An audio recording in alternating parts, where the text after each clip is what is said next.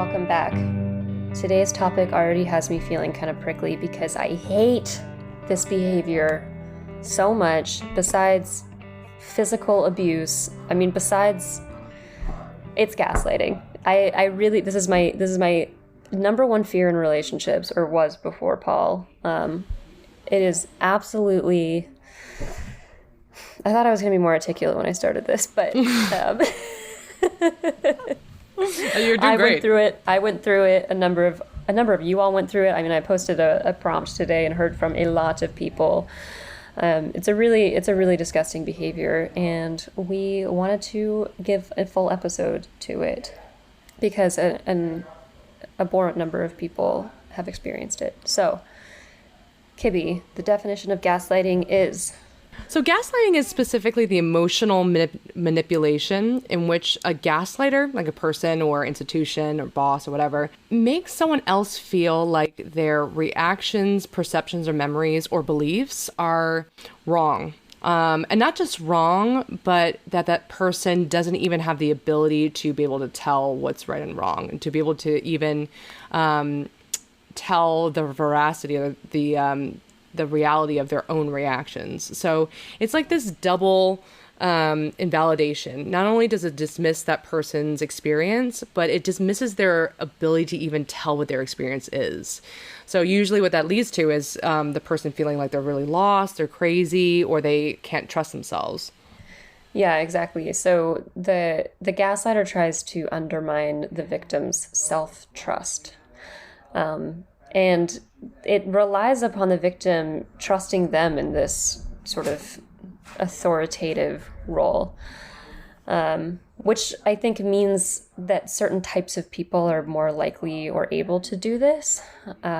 Men, because women are often associated, or femininity is often associated with emotionality, with out of control emotions, with unreasonableness. These are, not true associations, but, what we're told a lot in our culture. And so women are more easily gaslit by men because we are maybe more susceptible to, being made to feel like we're just emotional and crazy and psycho.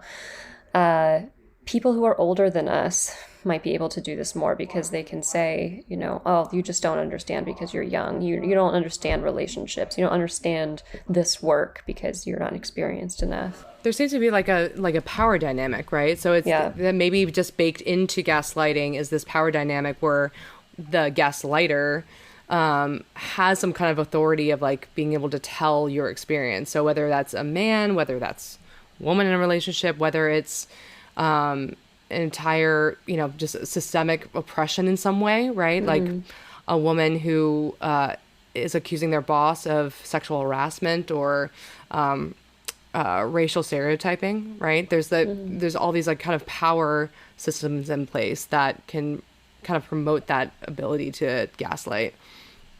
Yeah, and the goal with this is to basically make it impossible for the victim to criticize or disagree with you because they don't have a place from which to criticize. I, the gaslighter, have totally demolished your sense of your ability to trust yourself, your sense of autonomous thinking, that how can you then even criticize me because you don't have any ground to stand on. And so it's incredibly effective at creating a dynamic where you never get to be questioned, ever. Mm-hmm. I don't know if you've seen the movie where this comes from, but it comes from this movie from the 40s called Gaslight, in which this woman named Paula is played by Ingrid Bergman, very beautiful, very famous, popular actress at the time, is slowly convinced that she's going crazy by her husband, who does things to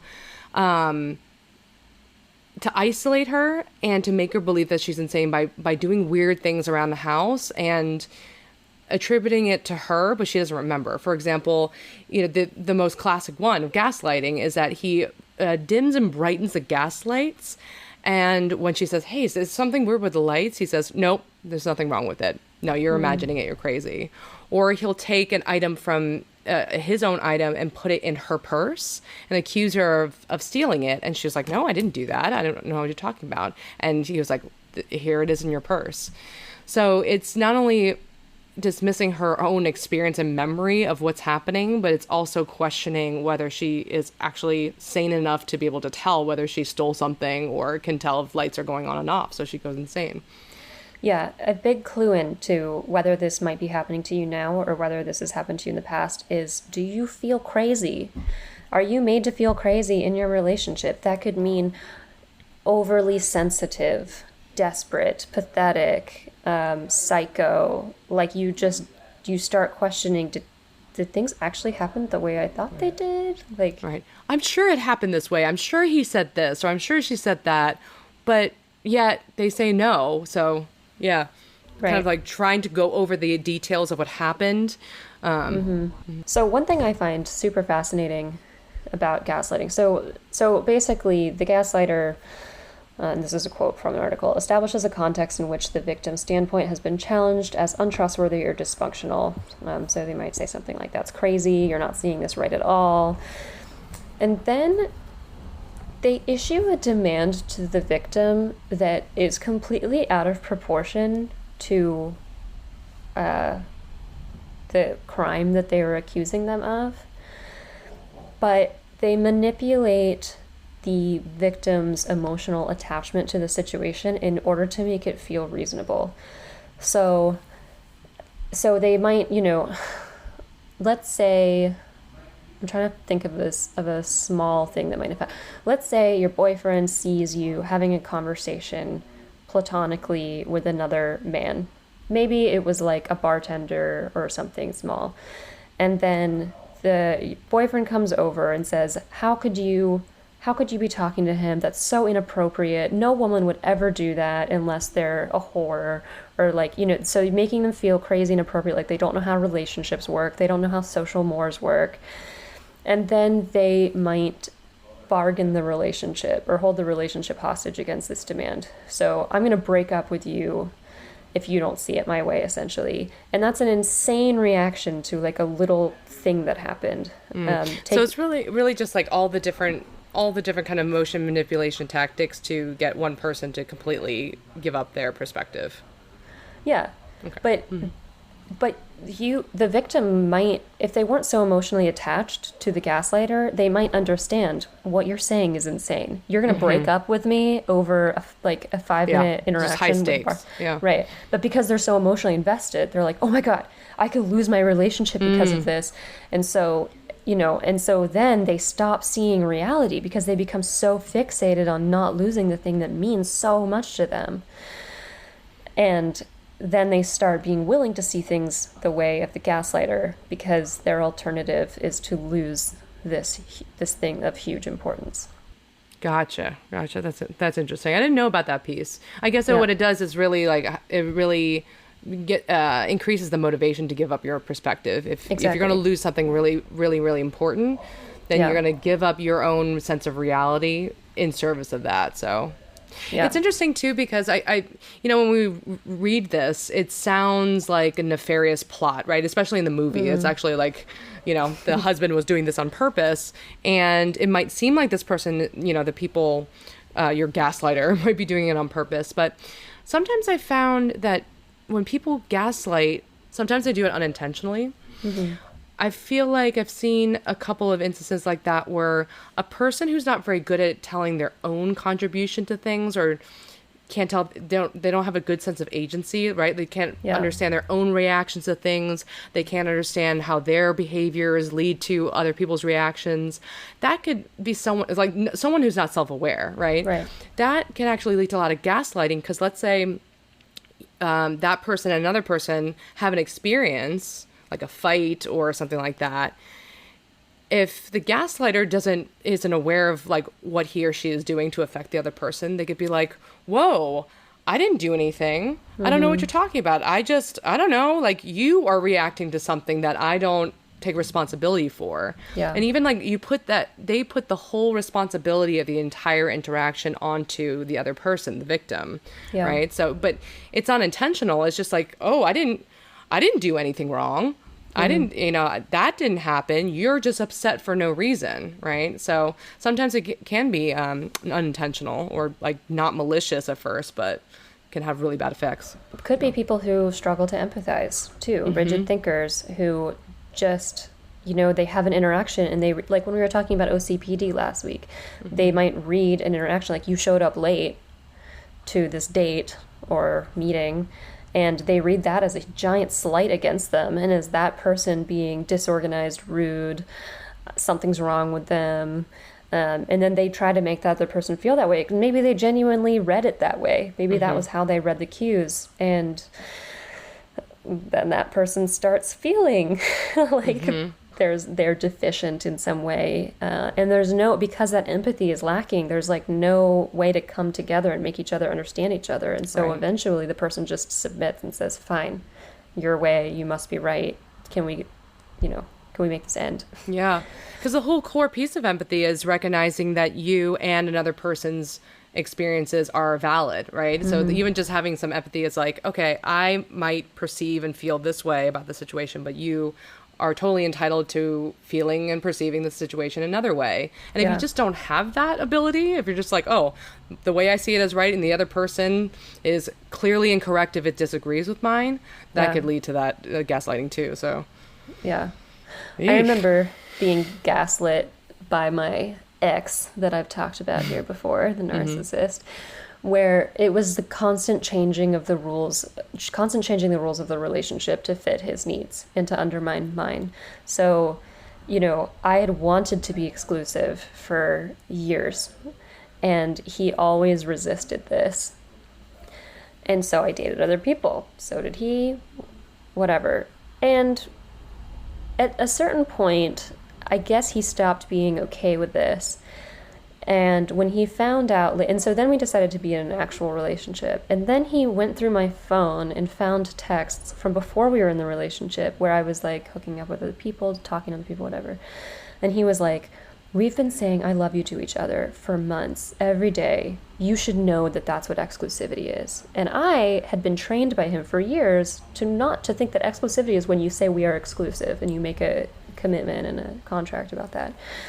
And so I got called a whore and was told to go to hell and all that, and was broken up with, right? And then 6 months later we got back together because I was young, and we were saying I love you to each other every day. And so I stopped seeing other people. And then when I find out he has had a secret girlfriend for the past year, suddenly that rule didn't apply, and this was just me being young. I don't understand relationships. Why would I ever think that he would want to be in an exclusive relationship with me when he was 18 years older and lived in a different state? Why would I think that? Of course he's dating other people.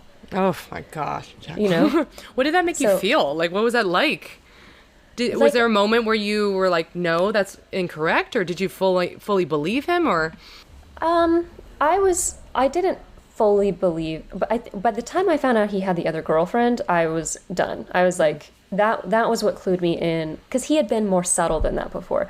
I was fairly susceptible to being made to feel like I couldn't have any demands on him because we weren't in a relationship, and also to feeling like asking for a relationship or asking for a commitment made me pathetic and needy and young. And that drives me crazy. And I see that in other women all the time. And so here's a PSA. If you want commitment, you're not pathetic or needy or young. Yeah. You are looking for a boyfriend who treats you well. Or girlfriend. Yeah. I'm slipping into, and I noticed a lot of the papers we read also slip into male perpetrator, female victim language. Yeah. But it is not always the case. But yeah, so that's the stakes were always he would hold the relationship hostage. Unless I agreed to see things his way, we broke up. And we did break up for a night, a week or a couple of months or whatever. He was also my boss at one point. And so, I had done this internship at this company. And so it was like, well, I've kind of sacrificed an opportunity to work here, but I still need his rec letter. I still... with his network, all these things. So there was so much power being held over me that I was so afraid to lose the relationship or just simply lose his goodwill and his friendship. And So that was great. How do you think that has affected you long term? I mean, think about like the long term effects of gaslighting. Like, what was that like to go from that relationship where feeling needy was wrong, or or just invalidated? Did that affect you Oh, after that? absolutely. And I wonder if I'm still affected. I mean, for one thing, I did not know how to trust my own judgment in people. I didn't know because I just wrote it all off. Like there were so many obvious signs, and my friends were like, "Jacqueline, it's obvious what's going on here." And I just idealized him. I thought I was different. I thought I could be in more control of the situation, I guess. I don't know. And after that, I was just really afraid that I wouldn't know who was good and bad, that I wouldn't know what kind of behavior was normal. I also think one reaction I had that was good was I kind of slammed the brakes on any of that kind of manipulation. And I don't think I've been systematically manipulated ever again. So when people tried to veer off from the argument at hand and start making assessments of my personality, or of my legitimacy, of like of me, the me instead of the issue, then I'm like, absolutely not. That's gaslighting. Yeah. I guess like you're already walking into the tips. Like one of the tips seems to be how to prevent the effects of gaslighting is like validating yourself, right? And just at least saying like whatever happens, like my experience of the situation is real. It might be different from the gaslighter or anyone else, but your own experience, own feelings and reactions are legitimate. So even just saying that to yourself is really important. I think also, absolutely validating yourself. Noticing so let's say you're having an argument about them flirting with another person. Okay. You may be out of bounds or not. I don't know. Like you two might have different. Like I'm very comfortable with flirting with other people. I'm very comfortable with Paul flirting with other people, even though he doesn't. I'm very jealousy is not what I'm afraid of. Gaslighting is what I'm afraid of, to be clear. And this is what's so funny is that I got horrifically cheated on and everything, but that didn't make me afraid of cheating. It made me afraid of gaslighting and manipulation because that was the real betrayal. The cheating, whatever. Yeah. But really trying to make me feel crazy and like like I couldn't trust myself and I was stupid. That's worse. Yeah. Yeah, it takes away an important part of your humanity, right? It's like you, for whatever reason, don't have as valid as an opinion or perspective on this as they do about your own experience. I mean, that's just, yeah. And so that's, I think, one of the tricks is if you're talking about flirting, and you're saying, I'm not comfortable with this.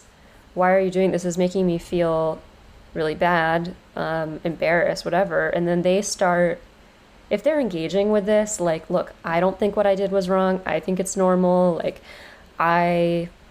this is what I always do. What would you like me to do differently? Like, how can we manage this situation? Like, all of that is kind of sticking to the problem. If they start saying, are you serious? You were fucking crazy for for attacking me like this. Like, where's this even coming from? Like, are you seriously this kind of girl? That, any of those, like, it starts to get personal and starts to invalidate that, then you might be kind of veering into gaslighting, and that's like when to shut it down, I would say. Yeah. Yeah. I also really liked how your followers brought a bunch of stories that, we were talking about this in relationships a lot, so I'm thinking of this might be so more obviously in the romantic sphere, but this could happen in other domains too, right? Like other life domains. Yeah. I mean, one follower told me a story of gaslighting at work where she worked at a library, and this was when COVID hit, and she's talking about how, we think of libraries as these nice, safe places, but actually libraries are places where they're the public. People sift in and out of them. They're touching things, putting things back, touching books, touching computers. You have to, help them at the computer. You get close to people. And they just weren't taking COVID guidelines very seriously. They weren't protecting their staff, in her opinion. And she was also in, like, sort of, she's in Tennessee, which was not doing well with COVID. So ER is turning people away. So she said the admin communicated with them very little. When they did, they focused on things they had done for them, like giving them hand sanitizers, so kind of distracting from, like, all of the things that they weren't doing, and ignoring that they were also dealing with all this harassment from anti-maskers. And then she said, my coworkers and I who spoke up about these issues were told, maybe you just aren't cut out for a career in public service. Eventually, I spoke up so much I was written up for being toxic and unprofessional. That really messed with my head because I've always tried to go about things in a proper way and had never been in any kind of trouble in my life. It was hard not to believe they were right about me, but all my coworkers who have actually worked with me affirmed that what they said wasn't true. Yeah, so even just there, I mean, it's her speaking up, or her standing up for herself and the other employees was cast as this is a character trait. This is something wrong with you and your ability to function properly at work. It's not about, it's not actually about the content of what she was standing up for, but it's about her as a person and her fitness for the environment. So even that's pretty gaslighty. Yeah, and I do think it's really interesting how the Me Too movement and social justice and Black Lives Matter have brought up all these different ways that socially there's been this gaslighting, right? Like, even just the way if someone speaks out about being discriminated against, it's a lot of, oh no, we don't do that, or that's not done here, or there's ways that, like, say higher ups, but institutions will kind of maintain the status quo by totally invalidating and gaslighting employees' experiences of receiving either sexual harassment or discrimination. So you could even see the social, societal long-term effects of gaslighting in terms of discrimination. Someone feels discriminated against, like I was looked over because of my race or because of my gender, and then they speak out and the person goes, no, that's not how we do it here. Of course not. We would never do something like that. You must be mistaken. And eventually, like, that person, the employee, would feel so like, oh, there must be something wrong with me for even speaking out, right? I must took this with the motivation of trying to keep their job, right? Yeah. The motivation of trying to move forward. And eventually it wears away at your self-esteem. If the world is just and right and correct, then if something bad happens, you must be the one who's wrong. Yeah. So you could see how, like, that would play into self-esteem, how, different genders or different races in the workplace would just feel like, or automatically, that they have to really, really have like a very extreme, concrete, observable example for them to feel like, oh yeah, I have been discriminated against. Yeah, I think this might play in also with what you were saying before, that it doesn't always have to be a conscious process. The person saying, no, of course that didn't happen to you, I mean, they might be doing that consciously, but they also just might be unaware of the sort of systemic issues that have caused this person to be discriminated against. And so there might be a breakdown in understanding, but then the person who gets disadvantaged because of that and made to feel crazy is the minority, or the person who's been systemically.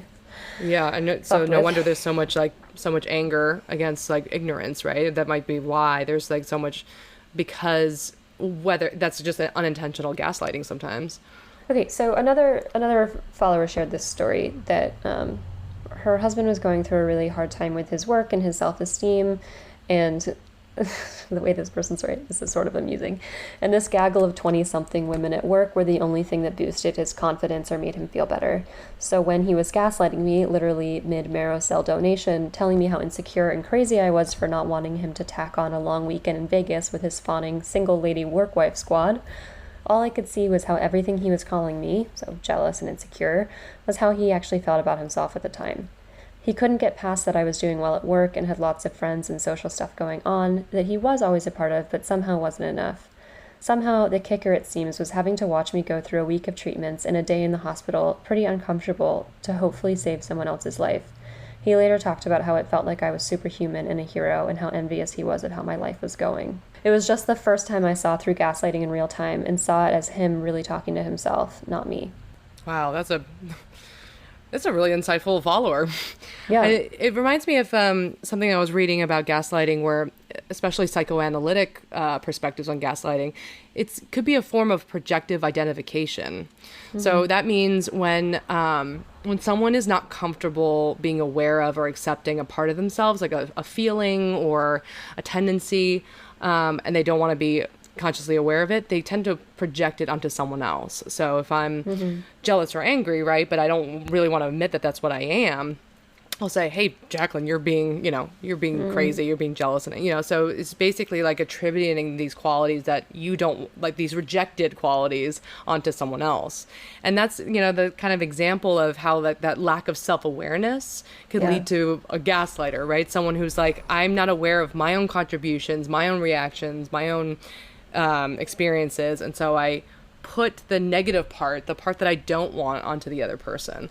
Yeah, it's interesting because in a way they're more attuned to it, even if they're not aware of it. If they are feeling jealous and insecure all the time, then they're really attuned to jealousy and insecurity. That's a concept that's kind of making its way into the atmosphere, even if they're not willing to admit it to themselves, but it becomes easier to push it onto another person. This follower also says that they're in a good place now.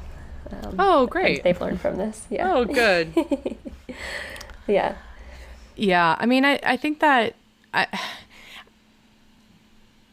being gaslit is really, really difficult because, of course, there's the structures of power that would make it really hard to break out of. So even if you're, suspecting that you're being gaslit, like, understand that this is not your fault, and it's okay that you listened to it or believed it or went along with it. Like, don't blame yourself for that. Yeah. I mean, there's this book that we'll recommend that's called The Gaslight Effect: How to Spot and Survive the Hidden Manipulation Others Use to Control Your Life, by Dr. Robin Stern. I'll put that on the website. But a nice quote from there is, the first step is to become aware of your own role in gaslighting, the ways in which your own behavior, desires, and fantasies might be leading you to idealize your gaslighter and seek his approval. So just like even just being aware of that you're in a situation where that person has power over you and they're invalidating your experiences, and there's reasons why you want to maintain the relationship or, have something to lose by listening to yourself and not that other person. So even just like step one, noticing the kind of context this is in, and step two, validating that, that your perspective, your own experience of your emotions and reactions and thoughts are real. Yeah. Right? Self-validation. Yeah, I guess I can say for me, like, I loved the power imbalance with my ex. I mean, it was exciting. It made me feel alive. It made me feel like I was going places because I was dating this wealthy older man who could introduce me to all these things. And it made me feel like there was heroin in my veins or something. Like, it was, all of the emotional chaos made me feel in love. And I wanted that feeling more than I wanted sanity and comfort, I think. And so, yeah, I was willing to adopt his point of view and willing to do anything to hang on to the relationship because I got out of it all these other kind of self-esteem boosters or all this other intense emotion that I didn't usually get to feel. Yeah. Yeah. Oh, Jacqueline, every time you talk about this relationship, my heart breaks a little bit more for you. Oh, it's okay. It sounds thrilling, but also pretty painful. So if you recognize elements of Jacqueline's relationship in your own, just give yourself a hug. Give yourself a little bit of self-validation there. Yeah. Well, okay. So So if we're talking about validating yourself, so how are ways that we can do this? One thing is, if you start to feel crazy in your relationship, please take note of that. And one thing you could do is start journaling. Because one thing they might do is they will be aware, like, okay, one follower said that her boyfriend gaslighted her. He gaslighted her after he hit her to make her believe that he never actually hit her. And he would do this in steps. So he'd hit her, and then he'd say, oh, that wasn't hard. Come on. Like, that. And so she'd start believing like, okay, well, it wasn't that big of a deal. And then later he'd be like, no, I didn't. What are you talking about? You're crazy. And so if you journal every day and start writing down these things that actually happened, you can go back and look at, no, this actually happened. What he's saying directly contradicts this. So, and that also, like, journaling also kind of gets you acquainted with your own self, your own thoughts, feelings, and there are no intrusions by other people. No one's reading your journal. I mean, unless somebody is reading your journal, but nobody's there saying, no, you're wrong, you know? Yeah, I remember actually this patient of mine talked about using the strategy when she was little. Her mother was so emotionally abusive. She had substance use disorder. So when she was drunk and high, she would just scream at my patient when she was young, horrible things about that she's worthless, all the different things. And then when she was sober, she would just say, "Oh, I don't know what you're talking about. I would never say something like that. That's awful." And so at the time, my patient was just so confused. She was so young and didn't know she imagined it. So she eventually just started to write this down in her diary. She was really young. She just wrote it down in her diary, and it was a really powerful moment, like, to read that later and see, like, and for her to remember those memories and say, yeah, I suffer from the emotional abuse from my mom, so yeah, it could be a really powerful tool to prevent being gaslit. Also, confiding in friends and family. Yeah. I mean, once you start feeling crazy, I said this on the narcissist episode, but like, once you start feeling crazy and pathetic, you might stop wanting to communicate with other people because you're so insecure about your own perspective and you're ashamed of what's going on. But other people, remember that emotional valence thing of like, they'll take what's important to you and use that as bait, basically, to get you to see their point, their perspective. Well, your friends and family don't have that bait. They're not invested in the relationship in the same way that you are. And so they have no incentive to start seeing things the way the abuser does or the gaslighter does. And so they can really help validate. And this is also a note for if you have a friend who's being gaslit, like, really try to bolster that friend's perspective. Tell them, like, wait, what's going on isn't right here. This isn't normal. Your perspective is valid and normal and okay. What's going on here is what's not normal. And even walking that person through the events that happen, right? Because I think that we tend to blend what happened with our interpretation of what happened. Like, oh, he didn't care about me, and he came home, didn't care, blah, blah, blah. But it's like, okay, what actually happened? What happened? What did he say? What did she say? What, just go through the actual concrete facts of the situation could help actually just validate, like, oh, I do have a memory of that. Yeah. There are actually a lot of really good tips in the book I mentioned before, The Gaslight Effect. So check it out. There's a bunch of other books on it too. So, I mean, even if you just recognize the feeling of doubting yourself and thinking you're going crazy, just, give it a read or look up gaslighting online and really think about whether this is true to your experience, because you could save yourself a lot of self-doubt in the future, right? If you catch it now. Absolutely. And again, I would say look out for personality assessments. If you're in an argument and they start talking about who you are instead of what you did, that's a big indicator. There's no reason to talk about who you are if you're just having an argument about an event that occurred. Doesn't matter if you're stupid and crazy. It matters what happened, and you're not stupid and crazy. Okay. So, anything else to say? Okay. Well, I'm happy I got this off my chest. It's my least favorite behavior, and I really hope, I know some of you are probably going through it, and I really hope this gives you the chance to validate yourself and to know that this is a real thing that happens. See it all the time, and you're not crazy. If you think you're crazy, it's a really good time to tune in with actually yourself and your mind and to get reacquainted with it. So we will see you next week. Bye, guys. Thank you. Bye. By accessing this podcast, I acknowledge that the hosts of this podcast make no warranty, guarantee, or representation as to the accuracy or sufficiency of the information featured in this podcast. The information, opinions, and recommendations presented in this podcast are for general information only, and any reliance on the information provided in this podcast is done at your own risk. This podcast and any and all content or services available on or through this podcast are provided for general, non-commercial informational purposes only and do not constitute the practice of medical or any other professional judgment, advice, diagnosis, or treatment, and should not be considered or used as a substitute for the independent professional judgment, advice, diagnosis, or treatment of a duly licensed and qualified healthcare provider. In case of a medical emergency, you should immediately call 911. The hosts do not endorse, approve, recommend, or certify any information, product, process, service, or organization presented or mentioned in this podcast, and information from this podcast should not be referenced in any way to imply such approval or endorsement.